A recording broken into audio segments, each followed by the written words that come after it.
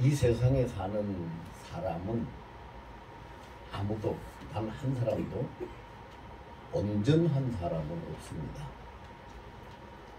사람이 온전할 수가 없지요.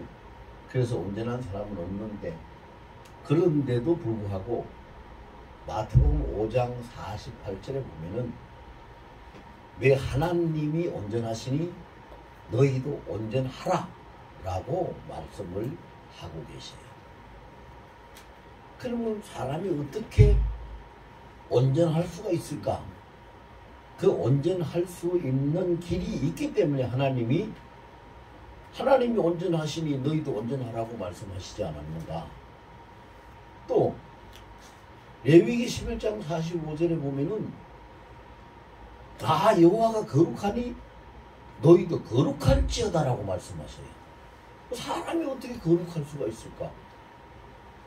사람이 생각하고 말하고 행동하고 먹고 마시고 쓰고 이렇게 하는 모든 생활이 보면 다 추하고 깨끗하지 못하고 아름답지 못하고 거룩하지 못하고 의롭지 못하고 진실하지 못하고 이런 전부 다 그런 투성이밖에 없는데 사람이 어떻게 거룩할 수가 있는가? 근데 하나님이 왜 거룩하라고 하시는가? 또 사람이 부족하고 모자라는 거 천진데 못난 것밖에 없는데 어떻게 사람이 온전할 수 있다고 하나님이 온전하라고 하시는가? 자, 이런 말씀을 가지고 여러분들 고민 한번 해보셨어요? 자, 이제 문제가 이거예요.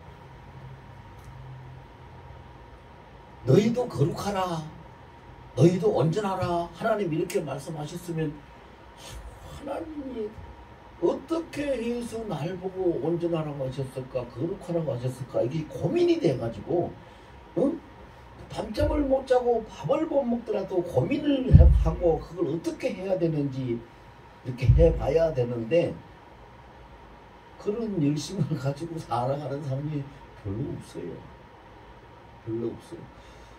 어떻게 하면 돈을 좀 더 많이 벌고 좀 더 부자가 되고 어떻게 하면 좀 더 힘을 얻고 어떻게 하면 좀 더 건강하고 어떻게 하면 좀 더 평안할까, 이거는 고민을 많이 하고 걱정을 많이 생각을 많이 하는데 내가 어떻게 하면 하나님 앞에 좀 더 온전해지고 좀 더 거룩해질 수 있느냐 하는 것은 생각을 안 해요. 그럼 이게 오늘 본문 말씀을 통해서 우리 본문 말씀 너무나 잘 아는 거예요. 예수님 앞에서 제자들이 그랬어요. 선생님, 우리가 이제 예수님 따라다니면서 이렇게 하다가 결국은 우리가 갈 곳이 마지막에 천국을 갈 텐데 천국에 가면은 어떤 사람이 제일 큽니까? 누가 큰 자가 됩니까? 이 세상에는 왕도 있고 권세자도 있고 부자도 있고 큰 자들이 많이 있는데 천국에 가면 누가 큰 자가 되겠습니까? 예수님 따라다니는 우리들이, 예수님 제자인 우리들이 큰 자가 되겠습니까? 누가 큰 자가 되겠습니까? 이걸 이렇게 묻고 있어요. 그러니까 예수님이 거기에 대해서 아무런 설명도 아니하시고 어린아이 하나를 불러요. 얘야 이리 오너라. 그러니까 그 어린아이는 예수님이 부르시니까 예수님 앞으로 갔지요. 그러니까 너 여기 좀 서 있으라. 그러니까 그 어린아이가 예수님이 서 있으라고 하니까 거기 서 있어요. 그리고는 예수님이 제자들을 이렇게 돌아보시면서 하시는 말씀이 진실로 너희에게 이르노니, 강조를 하고 있어요. 그냥 말씀도 안 하시고 진실로 너희에게 이른다, 강조를 해서 말씀하시면서 너희가 이 돌이켜서 어린아이와 같이 되지 아니하면, 아주 무서운 말씀을 하시는데 결단코 천국에 들어가지 못하리라. 천국에서 누가 큰 자 되는 거는 그건 고사하고 천국에 들어가는 것까지도 못한다. 엄청나게 무서운 말씀이죠. 여러분, 이런 말씀을 볼 때에 두려워서 떨고 도전을 받을 수 있는 사람이 어린아이와 같이 될 수 있는데, 이런 말씀을 보고 듣고 해도 떨리지도 않고 도전도 안 받아요. 두려워하지도 않고. 왜 그래요? 그 이유가 뭐예요? 모든 것이 저는 이 말씀을 묵상하다가 뭐를 봤느냐 하면요, 아주 반짝반짝 노랗게 황금빛이 나는 것을 봤어요. 이 황금으로 만드는 이 종이 있는데 두 개가 이렇게 있어요. 그랬는데 그걸 딱 봤는데 그걸 보여주시는데 하나님이 한쪽에 왼쪽에 있는 황금종과 오른쪽에 있는 황금종을 두 개를 나란히 놓고 보여주시는데 가만히 들여다봤어요. 이 황금종을 왜 나한테 보여주실까? 그래서 가만히 들여다봤더니 왼쪽에 있는 황금종이 그 속이 보이는데 속은 금이 아니고 그냥 쇠붙이요. 그래서 겉에다가 금도금을 해놓은 거예요. 금도금. 근데 오른쪽에 있는 그 황금종을 딱 들여다봤더니 속까지 전부가 순금이요. 아하, 하나님이 이걸 보라고, 이걸 깨달으라고 나한테 보여주셨구나, 이걸 말씀하시는 거예요. 여기 말씀에 보면은요, 2절에 3절에 예수님이 너희가 돌이켜서 어린아이와 같이 되라. 돌이켜야 된다. 어린아이와 같이 될 수 있는 사람은 돌이키는 사람이 어린아이와 같이 될 수 있어요. 돌이키지 않으면 어린아이와 같이 될 수 없어요. 그러면은 내가 본 그 종 두 개의 왼쪽에 있는 종은 쇠로 만들어서 겉에다가 도금을, 금을 입힌 도금을 한 종이니까 오른쪽에 있는 건 순금으로 만든 종인데 겉으로 모양으로 봐서는 똑같아요. 다른 게 하나도 없어요. 똑같아요. 그러면 이 시대의 교회들, 이 시대의 성도들이 두 종류인 거예요. 자, 도금한 정금 같은 욥이 하나님이 나를 단련시킨 후에 정금같이 나오게 하시리라고 그렇게 고백을 했는데 정말로 정금이 순금이잖아요. 순금 같은 믿음을 가진 성도와 순금같이 주님 뜻대로 섬기는 교회가 있는가 하면 그 속이 순금이 아니고 쇠붙이로 만든 종에다가 도금을 한 것처럼 도금 신앙이 있고 도금한 교회, 도금 교회가 있다.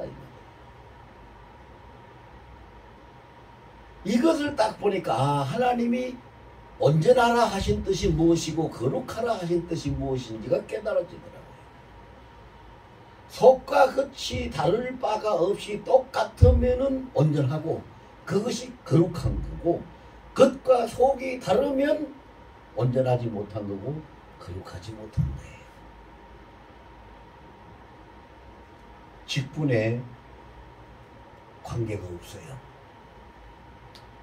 초신자든 평신도든 집사든 장로든 목사든 직분에 관계가 없이 그의 신앙이 순전하면은 정금신앙이고 온전한 믿음이에요. 그런데 자기 거를 다 가지고 있으면서 교회에 다니고 신앙생활을 의식에 의해서, 습관에 의해서, 지식에 의해서, 체면에 의해서 자기의 상태를 그대로 버리지 않고 속은 그대로 가지고 있는 상태에서 왔다 갔다 하면은 도금신앙이지.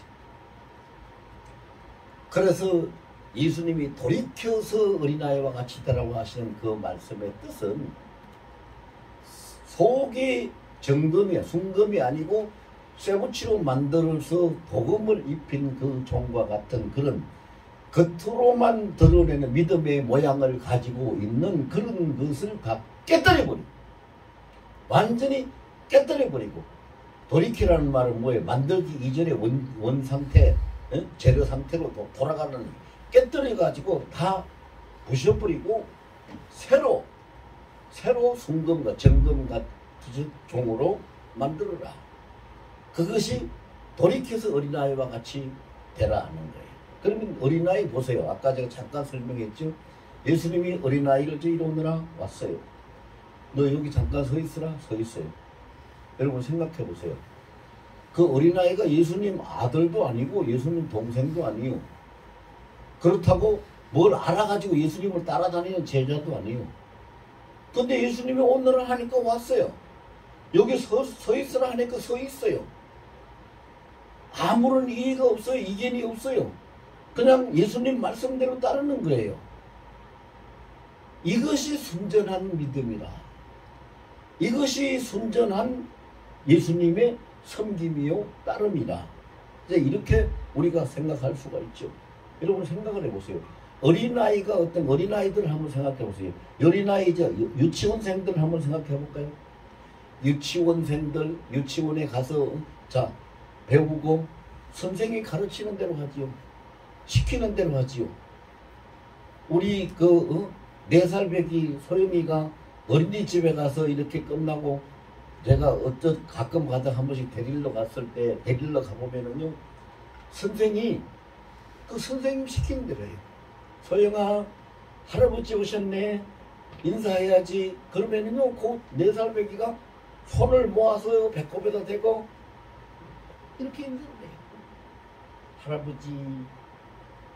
그럼 내가 그게 너무 기특하고 이뻐가지고 또 그 개를 이렇게 쓰다듬으면서 이제 선생님한테 인사해야지. 그러면은 또 뒤로 돌아서서 선생님을 보고 배꼽 손을 해서 선생님 안녕히 계세요 인사해요.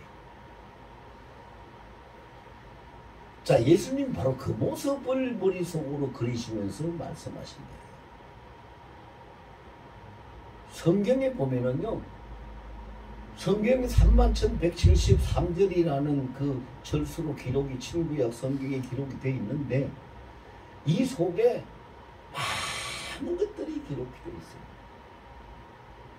많은 것들이.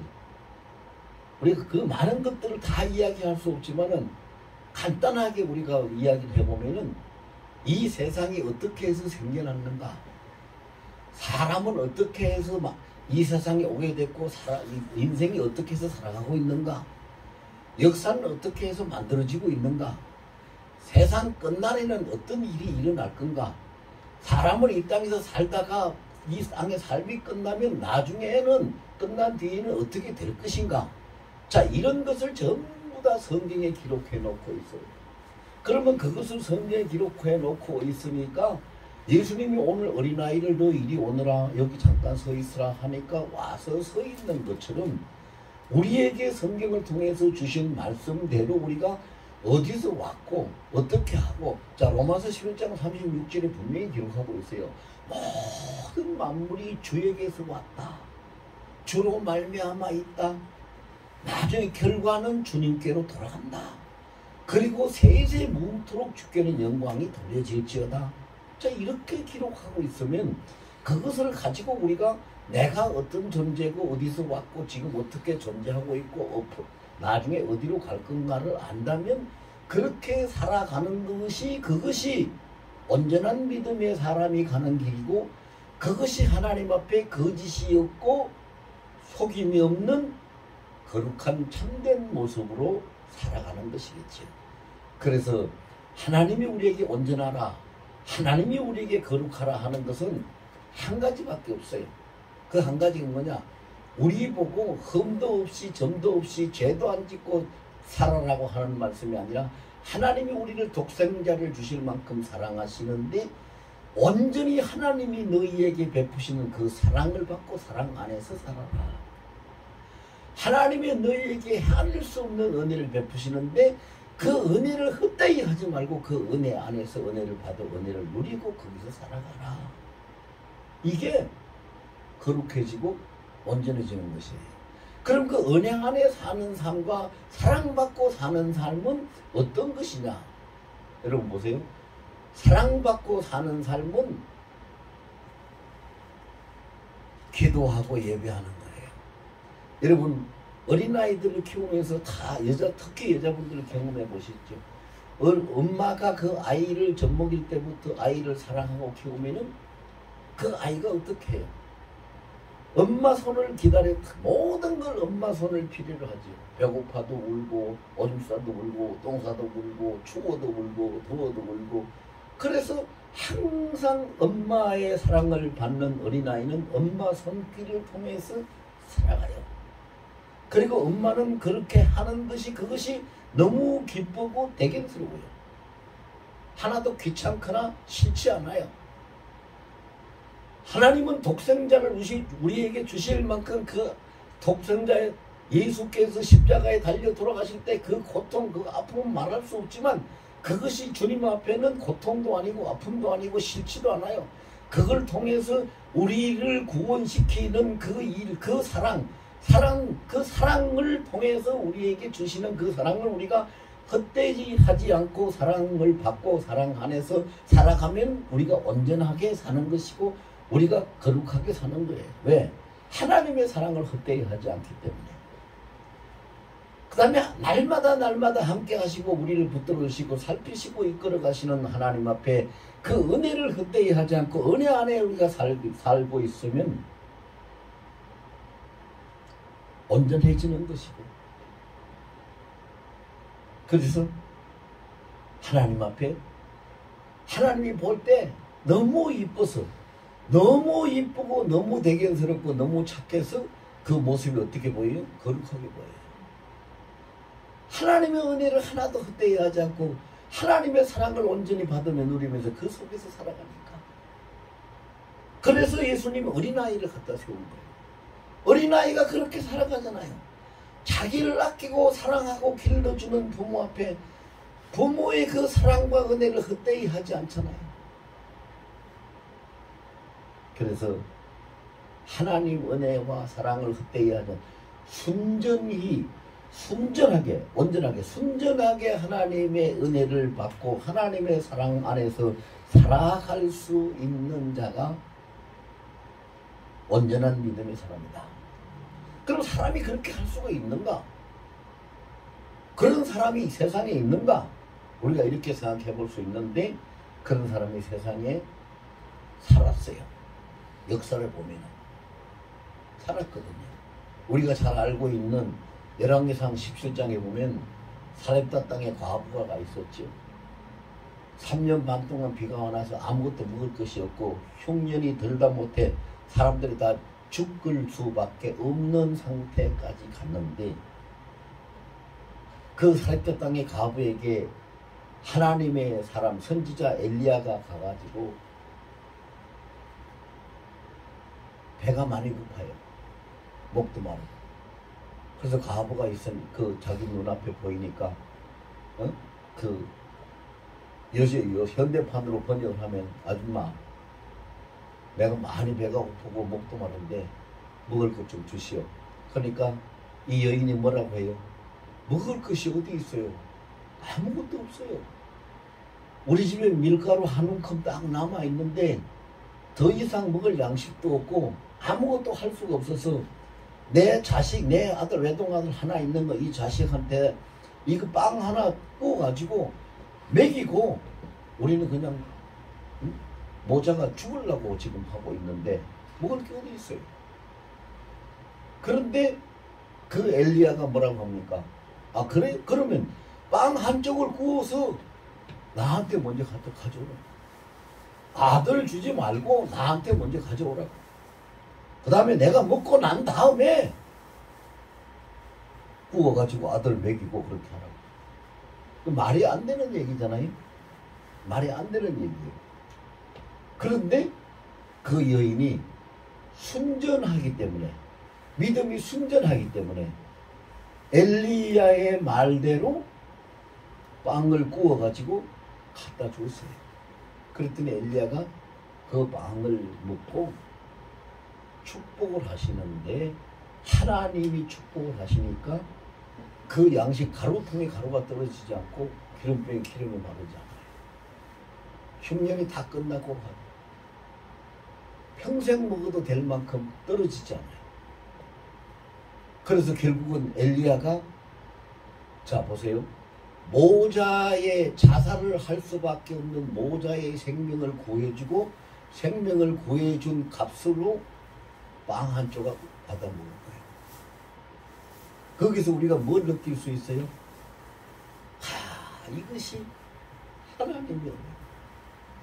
이것이 순전하게 온전한 믿음의 사람들이 받는 축복이구나. 그걸 느낄 수 있어요. 여러분, 솔직히 우리가 생각해서 우리 같으면은 빵 그거 한 조각 구워서 아들 먹이고 죽으려고 많이 결심을 했는데 그거 놔달라고 하면 갖다 줄 수 있겠어요?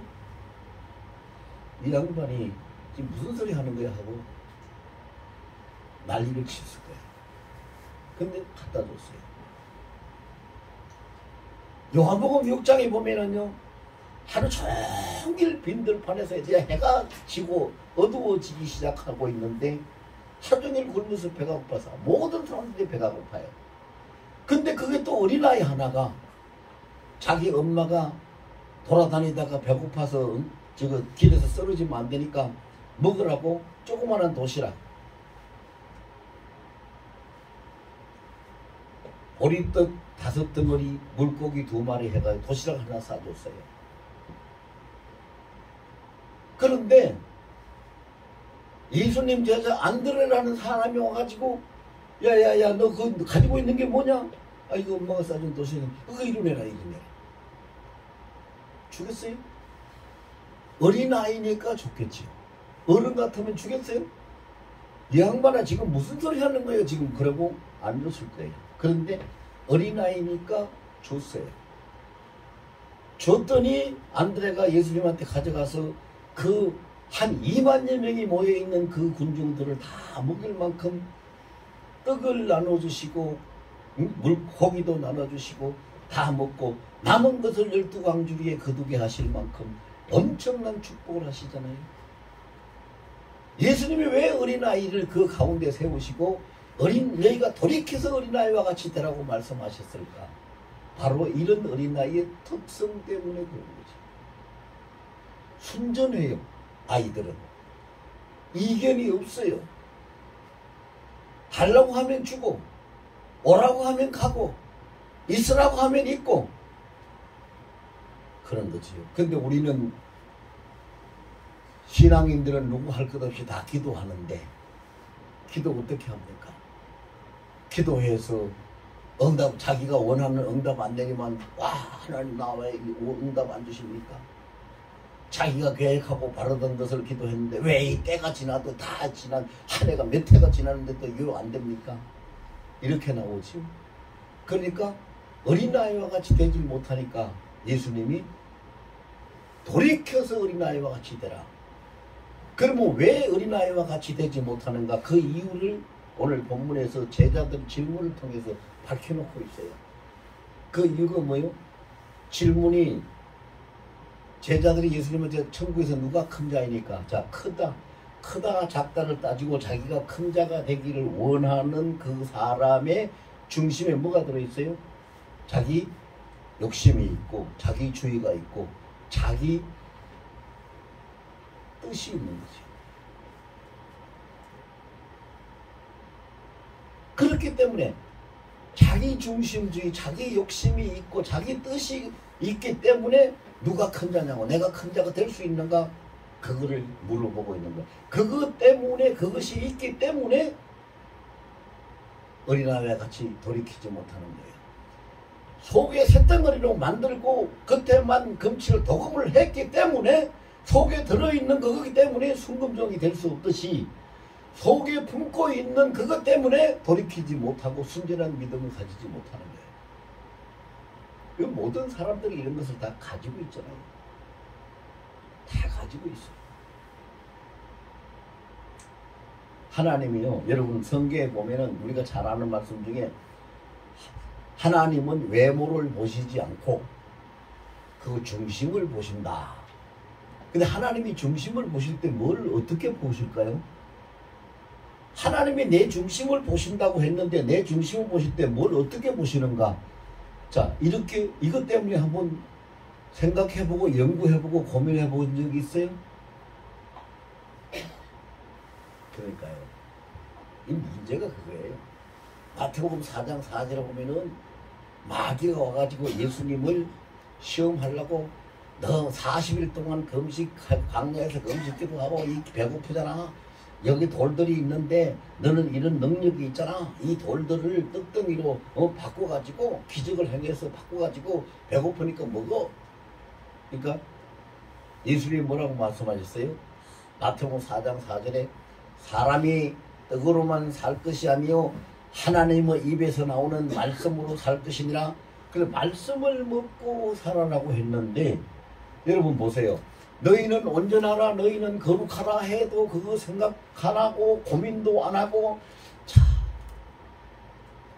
이렇게 하는 사람은 말씀을 먹는 것이 아니고 그냥 보고 지나치는 거지. 그걸 붙들고 고민을 해야 먹는 거지. 하나님의 말씀을 받고 그 말씀을 붙들고 그것을 고민도 하고 연구도 하고 걱정도 하고 그것을 붙잡혀서 도전도 받아야 그 말씀이 나의 생명, 영의 양식으로 먹어지는 거지. 안 그러면 그 말씀이 안 먹어져요. 먹어질 수가 없어요.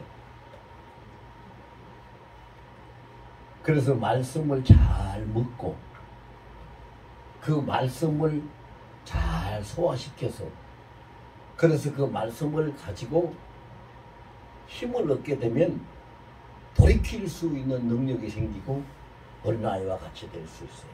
그래서 말씀을 잘 받아 먹고 그것을 소화를 잘 시켜야지 된다.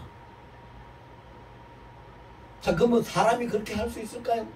말씀을 잘 받아 먹고 소화를 잘 시킬 수 있을까요? 그런 것도 있어요. 그런 것도 성경에 보면 있어요. 누가복음 5장에 보면은요. 어부인 베드로가 요한과 그 친구들하고 같이 고기 잡으러 나갔는데 밤새도록 거물질을 하고 고기를 잡아도 한 마리도 못 잡았어요. 그래가지고 날이 새고 이제는 고기 잡을 수 있는 시간도 지나고 그래서 그물을 씻어가지고 이제 집으로 돌아가려고 하고 있는데 예수님이 가가지고 베드로 배에 떡 올라가시더니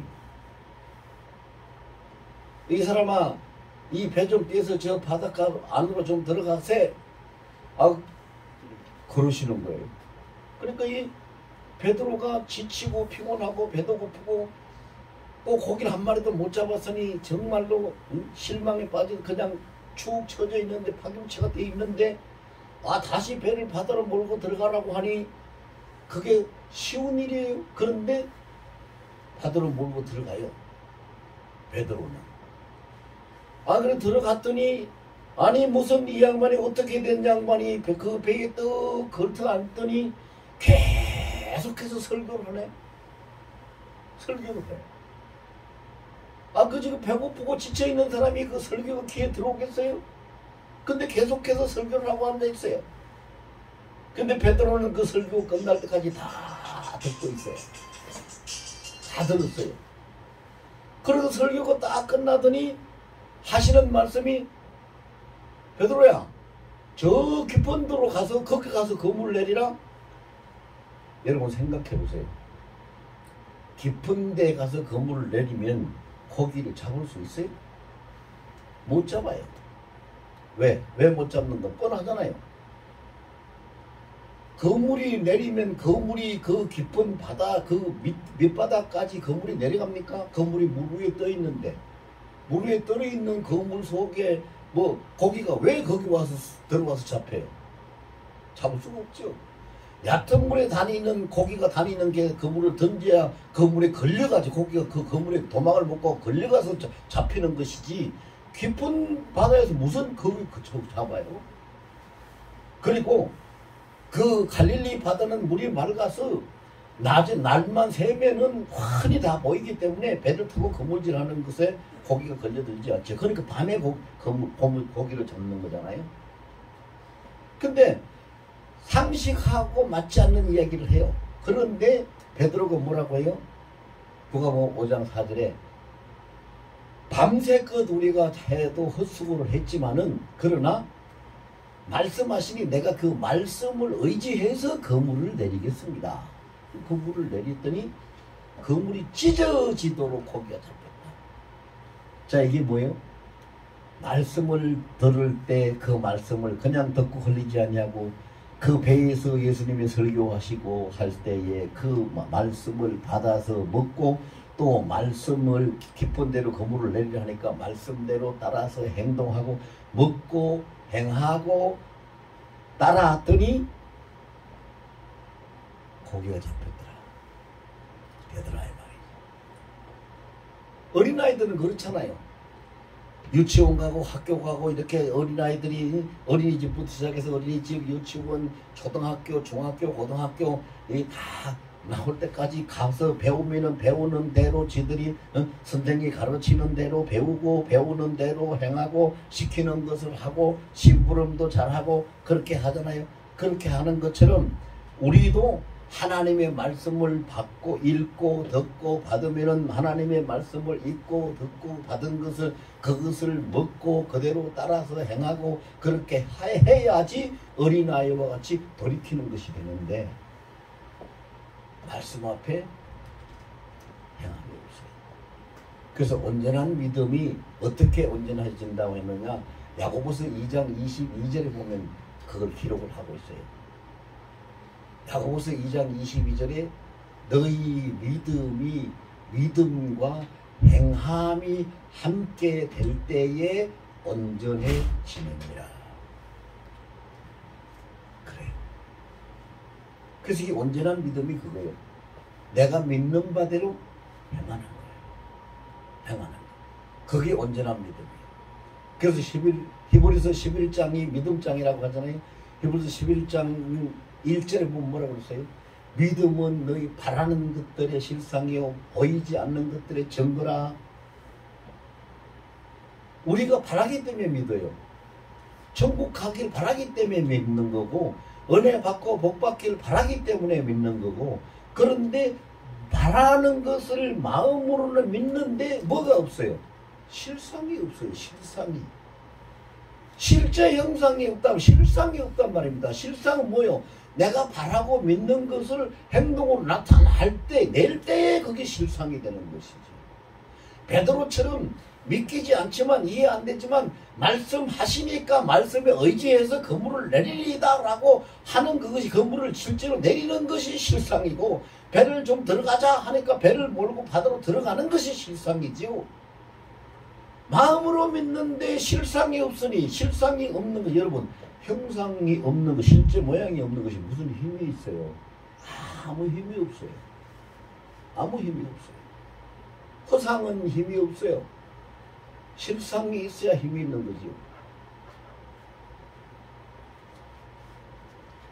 그러면 이런 실상을 누가 가질 수 있는가? 오늘 본문에 예수님이 말씀하셨어요. 4절에 그러므로 누구든지 이 어린아이와 같이 자기를 낮추는 사람이 천국에서 큰 자니라. 자기를 낮추는 자. 이거 보세요. 아까 제가 설명드렸던 사렙다 가브도 자기를 낮추고 엘리야를 대접했어요. 지금 금방 설명드린 예를 들었던 이 베드로 시몬도 자기를 낮추고 예수님 말씀을 듣고 말씀에 의지해서 그물을 내리기도 하고, 내가 고기잡이의 전문가인데 이 고기잡이로 내가 잔뼈가 굵었고 여기서 지금까지 내가 수십 년을 했는데 무슨 소리냐고 했으면 고기 한 마리도 못 잡고 예수님 앞에 택함 받지도 못했을 텐데 자기를 부인하고 자기를 낮췄어요. 자, 그렇게 온전해지지 못하는 거, 거룩해지지 못하는 거에 첫 번째 장애가 뭐냐? 자기 자신의 낮아지지 못하는 교만, 버리지 못하는 욕심, 바꾸지 못하는 고정관념이 어린아이와 같이 돌이킬 수 없는 방해거리가 되는 것이죠. 그게 방해거리가 돼요. 그 다음에 우리가 한 가지 더 생각할 것은, 온전한 믿음을 가지고 어린아이와 같이 돌이키고 온전한 믿음의 사람이 되려면은요, 결과를 주님 앞에, 하나님 앞에 맡길 수 있는, 결과를 신탁할 수 있는 사람이 돼야 돼요. 여러분 생각해 보세요. 아이들한테 무슨 일을 시켰어요? 그럼 아이들이 저 엄마 아빠가 이런 일 시키는데, 선생님이 이런 일 시키는데, 우리 목사님이 이런 일 시키는데, 이거 하고 나면 결과가 어떻게 될까? 그 결과를 염려하고 근심하고 계산하고 따지면서 이거 해야 되는가 말아야 되는가 이렇게 합니까? 그래 안 하지요. 시키면 결과는 고민 안 해요. 생각 안 해요. 시키니까 그냥 하는 거예요. 우리도 하나님의 말씀을 받으면 말씀대로 그냥 하면 돼요. 결과는 하나님 앞에 맡기고. 결과는 어떻게 된다고 그랬어요? 로마서 8장 28절에 분명히 말씀해요. 하나님을 사랑하는 자. 하나님을 사랑하는 자가 누구요? 예수님이 말씀하셨어요. 나를 사랑하는 자는 내 계명을 지키는 자니라. 그렇게 말씀하셨어요. 분명히 요한복음 15장에. 그럼 하나님을 사랑하는 자가 그 기뻐하시는 뜻대로 부르심을 입은 자들에게 모든 것이 합력하여 선을 이루니라 하셨는데, 하나님을 사랑하는 자가 누구요? 하나님의 말씀, 하나님의 계명을 지키는 자요. 이 하나님을 사랑하는 자요. 그 하나님을 사랑하는 자는 하나님이 어떻게 하신다고 했어요? 하나님이 기뻐하시는 뜻대로 불러주셨다, 부르심을 받았다 했어요.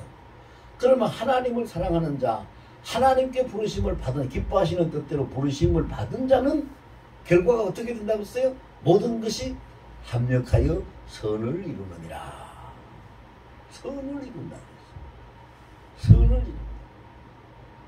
기가 막히잖아요. 근데 우리는 눈앞에 보이는 상황, 계산부터 먼저 따지니까 합력해서 선을 이루는 하나님의 은혜를 입지 못하고 살아갈 때가 너무 많단 말이죠. 시편 18편에 보면요,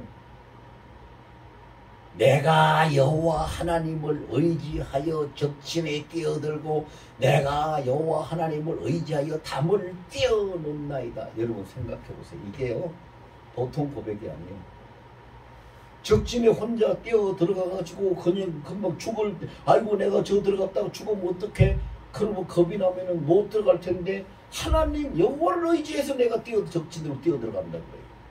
담을 뛰어넘다가 잘못해가지고 저 처박혀서 다치거나 죽으면 어떡해? 그런데 내가 여호와 하나님을 의지해서, 그거 보세요. 뭔 말을 하고 있는가? 자기의 힘이나 기술이나 자기의 실력을 의지하는 것이 아니라 하나님을 의지해서 뛰어넘는 거예요. 열왕기상 17장에도 보면, 사무엘상 17장에도 보면은요, 소년 다윗이 골리앗 앞에 나갈 때 여호와 하나님을 의지해서, 여호와 하나님 만군의 여호와 하나님의 이름으로 너에게 나간다고, 하나님을 의지해서 나가. 그장 키가 3m나 되는 거 엄청나잖아요. 장자루가 배틀채만한 거, 그 엄청난 그장 골리앗 앞에 내가 나가서 지금 그냥 박살날 텐데 이런 생각이 있으면 못 나가잖아요. 그런데 여호와 하나님을 의지해서, 여호와 하나님의 이름으로. 결국은 그런 고백이 어떻게 나옵니까? 결과는 어디에 있다? 하나님 손에 있다. 결과는 하나님 손에 있다. 내가 하는, 살아가고 하는 일에 대해서 결과를 내가 만드는 것이 아니라 모든 결과는 하나님 손에 있다. 그러니까 결과를 하나님께 의탁하고 하나님만 믿고 달려나갈 수 있는 사람이 온전한 믿음의 사람이고 어린 나이와 같은 사람이다. 어린아이는 선생님이 시키면은 결과는 선생님한테 있는 거지 지가 책임지고 고민 안 해요. 부모가 시키면은 부모 앞에서 고민하거나 지가 책임진다고 어떻게 안 해요. 다 시킨 자한테 있는 거죠. 우리도 하나님이 본부하시고 하나님이 말씀하시면 말씀하신 하나님께 모든 결과가 있다고 우리가 믿고 그냥 나가면 되는데, 그걸 못하니까 안 되는 거잖아요. 그걸 못하니까. 별로 똑똑하지도 못하고 별로 능력도 없고 별로 잘하지도 못하면서 자기가 하려고 하나님한테 결과를 안 맡긴단 말이에요. 안 맡겨.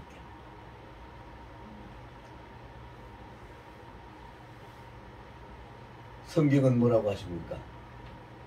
요한계시록 21장 6절을 보면은 다 이루었도다 선포를 하세요. 예수님이요. 다 이루었도다. 근데 어떻게 이루었다고 선포하시는가 보세요. 다 이루었도다 라고 말씀하시고 난 다음에 내가 알파요 오메가요 처음이요 나중이요 시작이요 끝이라. 모든 걸 내가 시작하고 모든 그 끝을 내가 결말을 지우고 모든 걸 내가 다 이루었다. 그럼 모든 전권이 주님 손에 있다는 건데, 그런 말씀을 우리가 수시로 듣고 받으면서도 주님 손에다가 안 맡기잖아요. 안 맡겨. 여러분, 우리 잠깐만 생각해 볼까요? 내가 열심히 해서 잘해서 내 건강을 내가 책임질 수 있어요? 내가 죽지 않고 생명을 이어갈 수 있는 책임질 수 있어요? 내가 가난하지 않고 부자로 잘 살 수 있는 책임질 수 있어요? 내가 괴로움당하지 않고 편안하게 살 수 있는 책임질 수 있어요? 내가 불행한 일 안 만나고 내가 평생을 행복하게 살아갈 수 있도록 나를 책임질 수 있어요? 그런 것이 우리에게 있어요? 없잖아요. 없잖아요. 없는데 그것이 다 하나님 손에 있는데, 모든 결과가 하나님 손에 있는데 어떻게 우리가 하나님한테 맡기지 못하고 그걸 내가 하겠다고 아웅바둥하고 이리저리. 응? 그래서 시편에 보면 그런 말씀이 있죠. 손이 피곤하고 무릎이 떨리는 것을 너희가 바로잡으라고. 손이 왜 피곤해요? 어떻게 책임지도 못하고 실력도 능력도 없는 자가 어떻게 해보겠다고 하니까 이 일하는 너무 인생이 피곤해. 무릎이 떨려요. 무릎이 왜 떨려요? 주님 앞에 무릎을 굳게 꿇고 기도하고 굳게 단단하게 세웠으면 무릎이 안 떨릴 텐데, 기도가 없이 그 빈 무릎이니까 무릎이 떨려. 여러분, 농담처럼 제가 말씀드리는데요, 꼭 농담으로만 듣지 말고 한번 생각을 해보세요. 나이 들면서 무릎이 많이 떨린다고 해요. 사람들이요. 나이 들면서 손발이 떨어요. 수전증도 생기고 무릎도 떨리고 다리도 떨리고. 왜 떨릴까요? 뭘까요? 왜일까요? 나이 들었으니까 기운이 빠지니까 그렇지. 물론 그게 틀렸다는 얘기는 아니에요. 그런데 나이가 묻은 대수냐 나이야 가라 하고, 나이가 들어도 섬기고 봉사하는 손이 있고 주님 앞에 꿇어서 기도하는 무릎이 있으면 그 손과 무릎은 떨리지 않아요. 안 떨립니다. 그걸 못하니까 떨리는 거예요. 그래서 그렇게 말씀하세요. 이 피곤한 손과 떨리는 무릎을 바로 세워서 일어나라. 그 하나님 말씀이에요. 성경에 그렇게 말씀하세요. 우리의 모든 결과는 하나님 손에 있어요. 예레미야 33장 2절에 딱 하나님이 선포를 하셨잖아요. 선포. 하나님 뭐라고 선포하셨어요? 나 여호와가 너희에게 말하노라고 했어요. 모든 일을 행하고 모든 일을 만들고 모든 일을 성취하는 이름을 여호와라고 하는 나 여호와가 너희에게 이르노라. 선포를 하셨어요. 다 하나님 손에 있는 거예요.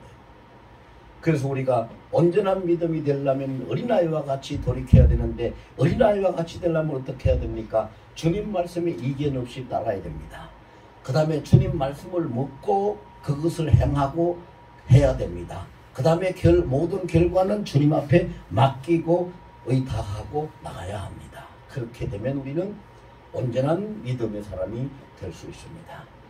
이제 이 말씀을 우리가 붙들고 온전한 믿음의 사람으로 지금까지는 못 살았더라도 이제부터는 온전한 믿음의 사람으로 살기를 원하니 주님 나를 붙들어 달라고, 이 말씀을 가지고 힘을 얻고 살기를 원하니 말씀대로 살아갈 수 있도록 주님 나를 붙들고 도와달라고 우리 통성으로 잠깐만 기도하겠습니다.